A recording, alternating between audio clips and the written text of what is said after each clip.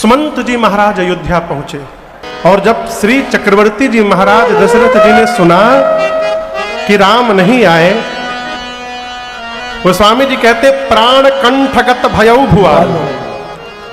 श्री दशरथ जी का प्राण ऊर्ध्व गति किया और कंठ में गले में आकर फंस गया।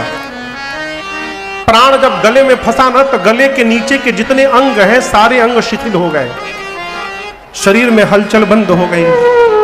मां कौशल्या पांव पकड़कर विलाप करते हुए कहती है, महाराज आज ये अयोध्या जहाज बना है, जहाज, और इस अयोध्या रूपी जहाज पर पूरा परिवार बैठा है और ये अयोध्या रूपी जहाज राम के वियोग रूपी समुद्र में डोल रहा है प्रभु, और आप ही इस जहाज के नाविक हैं प्रभु। यदि नाविक ही नहीं रहेगा तो कहिए जहाज को डूबने से कौन बचाएगा। मैं कहती हूं प्रभु यदि आप धैर्य धारण करेंगे तो 14 वर्ष बाद आपके राम स्वयं आपको आकर दंडवत प्रणाम करेंगे प्रभु। महाराज कहते हैं, कौशल्या आज मुझे धैर्य की याद नहीं आ रही है, आज मुझे उस अंधे माता पिता के श्राप की सुधि आ रही है। कौन से अंधे माता पिता याद है ना? श्रवण कुमार के माई बाप। उस अंधे माता पिता ने मुझे श्राप देते हुए कहा था, दशरथ जिस प्रकार पुत्र के वियोग में आज हम मर रहे हैं, इसी प्रकार पुत्र के वियोग में एक दिन तुम भी मरोगे। लेकिन तुम्हारा दुर्भाग्य है, तुम जब मरोगे तो तुम्हारे किसी भी पुत्र में से कोई भी पुत्र तुम्हारी आंखों के सामने नहीं रहेगा। आपको बताऊं, महाराज ने मरते समय कौशल्या मैया से 2 बात कही थी। कितनी बात? 2 बात। महाराज कहते थे, कहे मां कौशल्या से, कहे कौशल्या जाने हो सदा भरत कुल दीपा। महाराज कहते हैं कौशल्या प्रकाश के 3 साधन हैं। कितने? सूर्य, मणि और दीपक। महाराज बोले कि रघुवंश का सूर्य अब अस्त होने वाला है, मन मैं जाने वाला हूं। रघुवंश के मणि राम अयोध्या छोड़ के चले गए हैं, अब इस घर को प्रकाश देने के लिए एक दीपक बचा है केवल। मां पूछी वो दीपक कौन है? जाने हो सदा भरत कुल दीपा। भारत को कुल का दीपक बताना, समझना। और आपसे कहूं, दीपक से बड़ी सावधानी की आवश्यकता है। दीपक जलाने के बाद उसको संभाल करके रखना पड़ता है, कहीं तेज गति से हवा आकर उस दीपक को बुझा न दे। महाराज कहते कौशल्या मैं तुमको इसलिए बता रहा हूं कि कहीं राम के वियोग रूपी बयार के आगे वो दीपक बुझ न जाए, इसलिए आप उसका संभाल करिएगा। और मालूम है महाराज दूसरी बात क्या बोले? महाराज कहते कौशल्या आपको बताऊं, महाराज राम जी को राम नहीं बोलते थे, रघुनंदन नहीं बोलते थे, राघव बोलते थे। बोले कौशल्या मेरे राघव जब लौट कर आएंगे ना तो सबको सब सेवा करने दीजिएगा, लेकिन मेरे राघव को भोजन कराने की सेवा आप किसी को मत सौंपिएगा, बहू सीता को भी न सौंपिएगा, मेरे राघव को भोजन आप कराया करिएगा। और कहीं भोजन करते समय राघव को मेरी याद आवे और भोजन न करे ना तो आप मेरी छवि दिखाकर और सौगंध दिला दिलाकर भोजन कराइएगा कौशल्या, ऐसे राघव मेरे भोजन करेंगे नहीं। मरते समय ये 2 बात कह के महाराज बोले मन में, हे राघव आपको गए 6वीं रात्रि है अयोध्या में आज, जब से आप गए हैं। आपके जाने के बाद 6वीं रात्रि आ गई और मेरे शरीर से मेरा प्राण नहीं गया अब तक। अब इससे बड़ा कौन सा कष्ट जीवन में आएगा कि शरीर प्राण का त्याग करेगा। और मानो महाराज प्रायश्चित करने लगे। 6 रात्रि बीत गई राम के गए, महाराज प्रायश्चित करके मरने से पहले 6 बार राम बोले। राम राम कही राम कही, राम राम कही राम, तन पर हरे रघुबर बिरह, राम गयो सुरधार। 6 बार मुख से राम राम राम राम राम राम कह के जिस प्रकार कोई तिनके का त्याग कर दे, महाराज ने उसी समय प्राण का त्याग कर दिया। माताएं विलाप करने लगी। गुरुदेव भगवान आकर ज्ञान उपदेश किए। नावों में तेल भरकर महाराज के शरीर को सुरक्षित रखा। क्यों? अग्नि देने के लिए कोई पुत्र नहीं है। दूतों को भेजकर भरत भैया को बुलवाया गया। भरत भैया मां कैकेयी के पास सीधे गए। मां ने दुलार करके आरती उतारा। द्वार पर भीतर ले जाकर बिठाकर कैकेयी मैया पूछी, भरत मामा के घर में सब कुशल है ना? भरत जी बोले, मां वहां तो सब कुशल है। भरत के घर में सब कुशल है ना मां? कैकेयी मैया पूछी, क्यों पूछ रहे हो? भरत जी बोले, मां आज तक जब भी मैं बाहर से घर लौटा हूं, आरती की थाल लेकर द्वार पर मेरी तीनों माताएं मुझे मिली हैं। आज पहली बार आप अकेली खड़ी थी वहां पर द्वार पर। मेरे घर में सब कुशल है ना मां? कैकेयी जी ने कहा कि कुशल तो मैंने सब कर लिया था पुत्र। मंथरा ने बड़ी सहायता की, लेकिन क्या कहूं भरत, ब्रह्मा जी ने काम बिगाड़ दिया बीच में। भरत जी ने पूछा, क्या हुआ मां? मां ने कहा कि कुशल सब हो गया था भरत, अचानक आपके पिताजी नहीं रहे। अब गोस्वामी जी कहते, भरत भैया सुने पिताजी नहीं रहे। तात तात हा तात पुकारी, हे तात कह के भरत जी खड़े खड़े गिर पड़े धरती पर।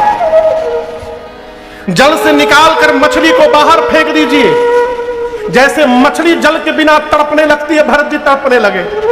मां पकड़ के संभाल करती है। भरत जी बोले, मुझे कारण बताओ मां, कारण बताओ क्यों पिताजी की ये गति हुई। और आप दर्शन करिए, मां कैकेयी ने कुछ नहीं छिपाया। मां ने सब सुनाया। मां ने जो किया, भरत जी सुनते गए, स्तब्ध होते गए। और जैसे भरत भैया सुने कि मेरे बड़े भैया वन में चले गए, गोस्वामी जी कहते हैं, भरत ही बिसरे पितु मन, कब सुनत राम बन गौन, हे तू अपन पाँव जानिय, फकीर रहे धरी मां। जैसे भरत भैया सुने कि राम भैया वन चले गए, ये सुनते भरत जी पिताजी की मृत्यु भूल गए। क्यों भूल गए? बड़ा दुख जब जीवन में आ जाता है तो उसके आगे छोटका दुख हेरा जाता है। जब सुने कि भैया मेरे वन चले गए, पिताजी की मृत्यु भूल गए, और कहे कैकेयी न तुम्हारा अपराध है, न मंथरा का अपराध है, न मेरे पिताजी का कोई दोष है। यदि कोई अपराधी है तो ये अधम भरत है। इस पापी ने इस धरती में जन्म ही क्यों लिया? न मैं जन्म लेता, न तुम मुझे राजा बनाने का स्वप्न देखती। भरत जी अपने को कोसने लगे। मैं धिक धिक अग उधली अभाग, मैं धिक्कार हूं मुझे, धिक्कार हो मुझे। कौशल्या मैया के पास भरत जी गए, और भरत जी मालूम है मां से क्या क्या बोले? भरत जी पांव पकड़ के मां से कहते, मां मैं सौगंध खा के कहता हूं मां, भैया के वनवास में मेरी कोई सहमति नहीं है मां। यदि भैया के बन जाने में मेरी लेश मात्र भी सहमति हो मां, तो जो पाप सदगुरु की हत्या से लगता है तेरे भरत को लग जाए मां। जो पाप माता पिता की हत्या से लगता है मुझे लग जाए। जो पाप अंक में पल रहे संतान की हत्या से लगता है मां, मैं वो पाप लेने को तैयार हूं मैया। भरत जी बोलते बोलते 28 पाप गिना गए। बोले ये सारे पाप मुझे लग जाए। कौशल्या मैया ने भरत जी को गोद में बिठाकर कहा, भरत, जिस सूर्य के आने के बाद अंधकार समाप्त हो जाता है, मैं कहती हूं किसी दिन संभव है कि अंधकार ही सूर्य को समाप्त कर डाले। ये संभव है। ये पूरा का पूरा आकाश एक छोटे से बादल में समाहित हो जाए, ये संभव है। जल से निकलने के बाद भी मछली मरे नहीं भरत, ये संभव है।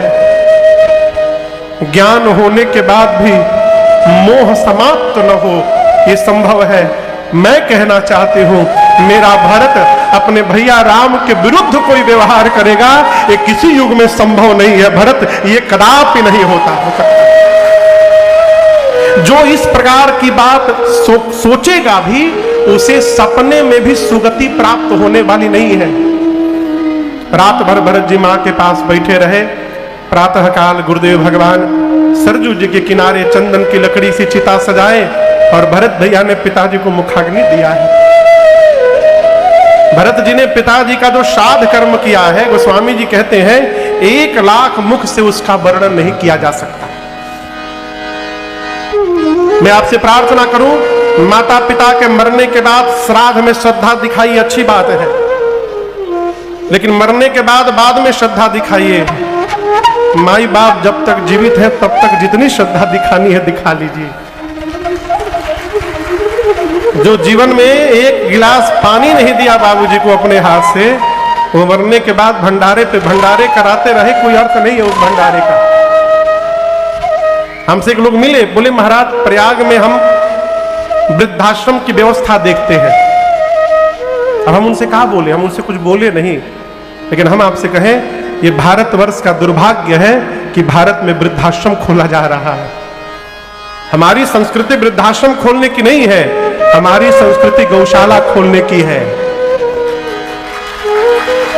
आप वृद्धाश्रम खोल करके समाज के लड़कों को ये अवसर दे रहे हैं कि अपने माई बाप को छोड़ के जाओ यहां पर, इसलिए वृद्धाश्रम का विरोध करिए, गौशालाएं खोलिए और गौशाला भी बाद में खोलिए। आपसे प्रार्थना है, गौ मैया जब तक दूध देती हैं हम दूध निकालते हैं, और जिस दिन दूध देना बंद करती हम उनको सड़क पे छोड़ देते हैं। जिस गौ की रक्षा के लिए भगवान कृष्ण ने गोपाल का स्वरूप धारण किया, उन्हीं गौ मैया के साथ हम ऐसा व्यवहार करते हैं। कितनों मोटा तिलक लगाइए, नरक मिलेगा, नरक। यदि हमारे द्वारा छोड़ी गई गौ मैया सड़क पर भटक कर दुर्घटनाग्रस्त होकर जाएंगी, पूरा खानदान नरक में जाएगा। इसलिए नहीं पाल सकते, गौशाले में जाकर दीजिए। जब तक दूध दे रही है बड़ी अच्छी है गौ मैया, दूध बंद हुआ गौ मैया को छोड़ दो, सड़क पर घूमती रहेंगी। अब इसको बंद करिए। भगवान सारे देवता गौ में वास करते हैं।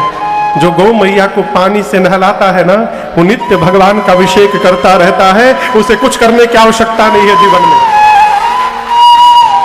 गौशाले की सेवा करिए। भरत भैया ने पिताजी का जो श्राद्ध कर्म किया, 1 लाख मुख से उसका वर्णन नहीं हो सकता। 100 मुख लाख जाई नहीं बरनी। उचित दिन देखकर गुरुदेव भगवान ने श्रद्धांजलि सभा बिठाई और भरत भैया से गुरु जी ने कहा, भरत जी आपके पिताजी को वचन से प्रेम था, प्राण से प्रेम नहीं था, इसलिए आपके पिताजी ने वचन को बचाया, प्राण का त्याग कर दिया। एक वचन मानकर आपके भैया वन में चले गए भरत, दूसरा वचन मान करके आप राजा बन जाइए। मैं कहता हूं भरत जी, आप राजा बन जाएंगे ना, कोई बुरा नहीं कहेगा आपको। राम लक्ष्मण जी भी सुनी सुख लहब राम बैदेही, अनुचित कहा बना पंडित, कोई अनुचित नहीं कहेगा आपको। सुमंत जी ने भी कहा, मां कौशल्या जी ने भी कहा। तबंत में भरत जी खड़े होकर कहे, गुरुदेव आपसे मैं एक प्रश्न पूछना चाहता हूं। स्त्री के शरीर के अंग पर सबसे ऊपर जो आभूषण पहना जाता है उसका नाम है मांग टीका, सही बोल रहा हूं ना? और सबसे नीचे जो आभूषण पहनते उसका क्या नाम है? पांव की उंगली की बिछिया, ठीक। भरत जी कहते हैं कि शरीर के जितने आभूषण होते हैं कोई स्त्री धारण कर ले, लेकिन शरीर पर एक भी वस्त्र न पहने, गुरुदेव कैसा लगेगा? गुरु जी बोले व्यर्थ लगेगा। अच्छा गुरुदेव, मन में वैराग्य नहीं है और ब्रह्म पर प्रवचन दे रहे हैं, बोले बिना वैराग्य के दिया गया ब्रह्म पर प्रवचन व्यर्थ है। भरत जी बोले गुरुदेव यदि शरीर में रोग हो गया है और रोगी शरीर के लिए 56 प्रकार का भोग, गुरु जी बोले रोगी के लिए 56 प्रकार के व्यंजन व्यर्थ है। अच्छा शरीर, गुरुदेव यदि प्रेम नहीं है, हम जप तप व्रत पूजा कर रहे हैं, गुरु जी बोले बिना प्रेम का किया गया जप तप व्रत सब व्यर्थ है। अच्छा गुरुदेव, कितना भी सुंदर शरीर हो लेकिन उसमें प्राण नहीं है, बोले बिना प्राण के सुंदर शरीर व्यर्थ है। लेकिन भरत आप पूछ क्यों रहे हो?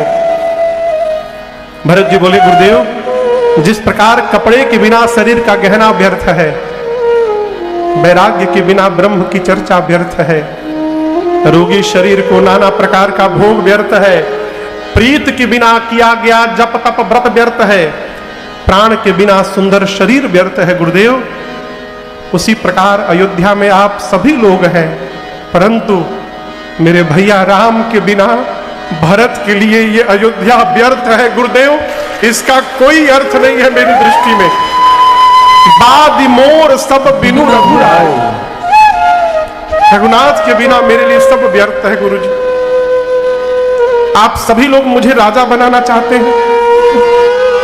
गुरुदेव अभी मैं राजा बना नहीं हूं, मेरे नाम की प्रस्तावना रखी गई है कि भरत राजा बनेगा। आप दर्शन करिए मैं कितना बड़ा पापी हूं, जिस भरत के नाम के आने से पिताजी मर गए, मेरे भैया वन में जाकर बैठ गए। सोचिए मेरा नाम आगे आया, इतना उत्पात हो गया घर में। गुरुदेव जिस दिन ये पापी सिंहासन पर बैठ जाएगा, धरती बर्दाश्त नहीं कर पाएगी और फट के धरती रसातल में चली जाएगी। गुरुजी इस सिंहासन पर धर्मशील राजा चाहिए। आप सबने अपनी बात कह दी, आ गया हो तो मैं अपनी बात कहूं। गुरुजी भरत जी, गुरुजी बोले जो जो कहना है कहिए भरत जी। भरत जी कहते हैं गुरुदेव आपन दारुण दीनता सब ही कहूं सिर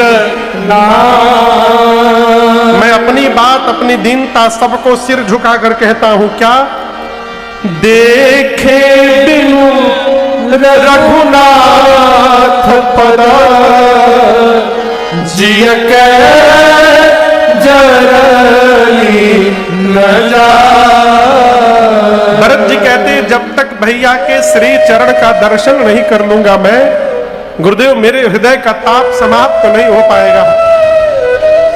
इसलिए मैं आपसे अनुमति नहीं मांग रहा हूं, मैं आपको बता रहा हूं गुरुदेव कल प्रातः काल में भैया के पास जा रहा हूं, मैं जा रहा हूं। मेरे साथ आप में से जिसको जिसको चलना है वो चल सकता है। एक बात का मुझे भरोसा है, यद्यपि मैं अपराधी हूं, मेरे कारण ही मेरे घर में सब उत्पात हुआ गुरुदेव, लेकिन एक बात मुझे पता है, मैं जैसे अपने भैया के सन्मुख जाऊंगा ना, और मेरे भैया जैसे इस पापी भाई को देखेंगे, मुझे विश्वास है गुरुदेव मेरे समस्त अपराधों को क्षमा करके और दौड़कर मुझे रघुनाथ जी अपने गले से लगा लेंगे। गुरुदेव ये मेरा भैया पर भरोसा है। आपन जानी न त्यागी है मोहि रघुबीर भरोस, वो मेरा त्याग नहीं करेंगे। गुरु जी जैसे भरत जी ने चित्रकूट चलने की बात कही, पूरी अयोध्या की प्रजा नाचने लगी। भरत अयोध्या जी की प्रजा भरत जी की जय जयकार करने लगी और पूरी प्रजा चलने को तैयार हो गई। आपसे कहूं उस रात अयोध्या में कोई सोया नहीं था। अयोध्यावासी सोचे राम जी के साथ गए थे, तमसा के किनारे जाकर सो गए, राम जी छोड़ के चले गए। आज कहीं अयोध्या में सो गए और भरत जी छोड़ के चले जाएंगे तो क्या होगा? फिर कोई सोया नहीं रात में। पवित्र सेवकों को बुलाकर भरत जी ने अयोध्या के रख रखाव का भार सौंपा। गुरु जी से पूछे गुरुदेव आपकी आज्ञा हो तो हम अभिषेक की सारी सामग्री ले लेते हैं साथ में। आप चलने के बाद सबसे पहला काम करिएगा, वन में ही भैया का अभिषेक कर दीजिएगा।